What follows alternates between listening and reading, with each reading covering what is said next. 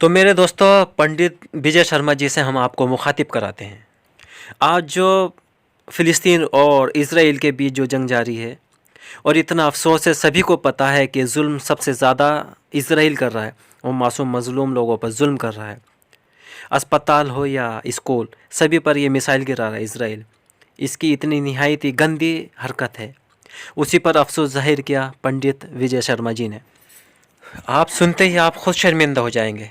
पंडित विजय शर्मा जी फ़िलिस्तीन के मज़लूम मुसलमान के हक़ के लिए कितना ताबड़तोड़ बोलते हैं, और बड़े बड़े ताकतवर मुसलमान हैं जो खामोश बैठे हैं। उन लोगों को शर्म भी नहीं आए तो फिर लानत हो ऐसी ज़िंदगी पर कि जो मुसलमान ना भी है वो भी हमारे हक़ के लिए बोल रहा है और हम खुद के हक़ के लिए भी नहीं बोल सकते। तो क्या फ़ायदा है ऐसी मुर्दार ज़िंदगी का, जो काम हम नहीं कर सकते और हमसे अलावा दूसरे लोगों को अफसोस है। जितने भी शेख मौलाना इस्लामिक कंट्रियां हैं, कुरान उठा के अपने घर से हटा दें। अच्छा, पंडित जी पवित्र कुरान रखते हैं अपने पास? उनको कुरान रखने का अधिकार अपने किनको पास नहीं है? ये इस्लामिक कंट्रियों को कुरान रखने का अधिकार क्यों नहीं है। पंडित जी? जब ये अपने उम्मत को नहीं बचा पा रहे हैं, मस्जिद अक्सा नहीं बचा पा रहे हैं, तो एक को क्या जरूरत है कुरान रखने? मुसलमान हैं, एक कोई इस्लामिक कंट्री हम ये कर देंगे, हम ये कर देंगे, हम ये कर देंगे, हम ये कर देंगे। अरे बेशर्मो दलालो, छुट कभी तो बाहर निकलो। हम माला लेके सऊदी आए, कतर जाए, माला पहना है शेखों को इस तरह की, तब वो निकलेंगे घरों से। अगर अमेरिका पहुंच सकता है इजराइल, तो इस्लामिक कंट्रियों के सारे अरब तक क्यों नहीं पहुंच सकते फिलिस्तीन? कुछ ने रोका है? बात ज़बरदस्त है मेरे भाई की। जब अमेरिका इजराइल के सपोर्ट कर सकता है, पहुंच सकता, अपनी फ़ौज पहुंचा सकता है, तो और मुस्लिम कंट्री क्यों नहीं पहुंचा सकती अपनी फ़ौज, अपनी मदद? और भूखे प्यासे मर रहे फ़िलिस्तीनी, उन पर जैसे हज़रत हुसैन के लश्कर पर पानी बंद कर रखा था, ठीक वैसे ही फ़िलिस्तीनी मज़लूम मुसलमानों पर पानी, खाना सब बंद कर रखा है। इसी बात का एहसास ये मेरे भाई पंडित जी ने ज़ाहिर किया है। अब जान लो मुसलमानों, ये आप लोगों के लिए क्या कहने वाले हैं। आप ख़ुद सुनो और ख़ुद जान जाएंगे। फिर आप अपनी मर्दानगी पर, अपनी बहादुरी पर, अपने पैसे पर फ़ख्र करना भूल जाएंगे, अगर आपके अंदर ज़रा भी हया बाकी बची होगी तो। बाल योगी महाराज किसी पार्टी का दलाल नहीं है। गलत कोई भी करेगा लपेट देगा बाल योगी। यहाँ के मुसलमान कहते हैं बहुत अच्छा कर रहे हो, बहुत अच्छा कर रहे हो, बहुत अच्छा कर रहे हो। अरे तुम क्या कर रहे हो? मान लो भी हम मर जाए तब, हमें गोली मार दी जाए तब, फिर कौन सा बाल योगी लेके आओगे? सुना आपने क्या बोले ये भाई? यानी कि आपके पक्ष में ये भाई बोल रहे हैं विजय शर्मा जी, और आप कहते हो कि सिर्फ बहुत अच्छा कर रहे हो, बहुत बढ़िया कर रहे हो, वेरी नाइस, वेरी गुड, अल्लाह माशाअल्लाह, बस यही कह देते हो। लेकिन यही बात आप ख़ुद भी क्यों नहीं कर सकते? आप मजबूत क्यों नहीं हो सकते? अपना दिल का एहसास, अपनी बात क्यों नहीं रख सकते?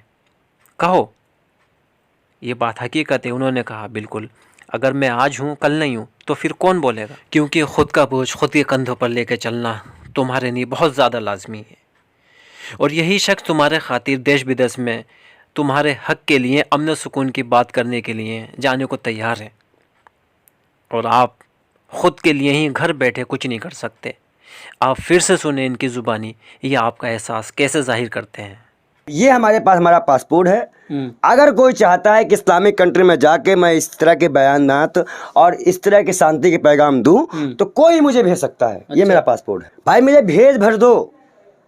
खाना पीना सब ऊपर वाले के हाथ में है। मैं 5-10 दिन भूखा ही रह लूंगा, मुझे कोई फर्क नहीं पड़ेगा।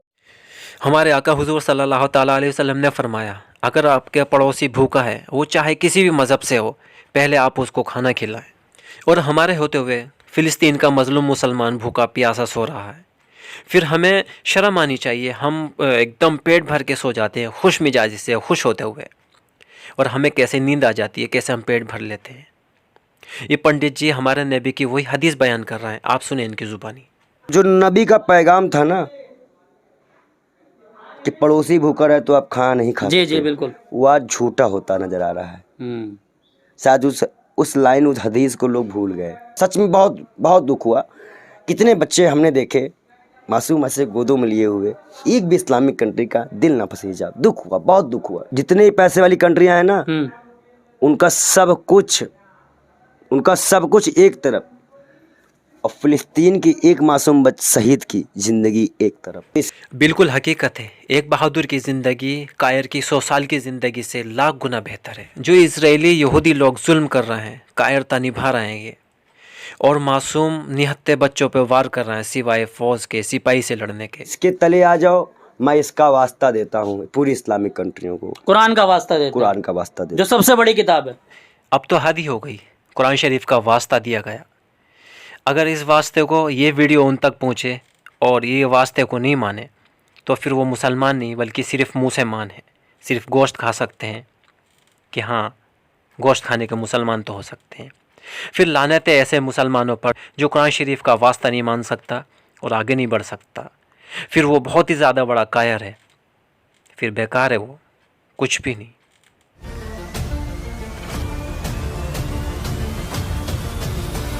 तो मेरे अजीज़ों मेरे दोस्तों, ये हमारा काम था नेक इस्लाह आप तक पहुंचाना, क्योंकि ये हमारे नबी ने फरमाया है अपने साथी अहबाब तक पहुंचाना, ये सदका जारिया है। तो लिहाजा आप भी सवाब की नीयत से अपने साथी अहबाब तक ज़रूर शेयर करें। फिर मिलते हैं इंशाल्लाह किसी ख़ास नेक्स्ट वीडियो के साथ। मैं आपका अपना मोहम्मद रेहान खान संबारी। हमारे चैनल स्टार संवाद को लाइक करें, सब्सक्राइब करें एंड बेल आइकन ज़रूर प्रेस करें। जुड़े रहिए हमारी खिदमत ताकि बेटी हमें बचाना भी है, बेटी पढ़ाना भी है और बेटी को दिल से मुक्त कराना भी है। खिदमत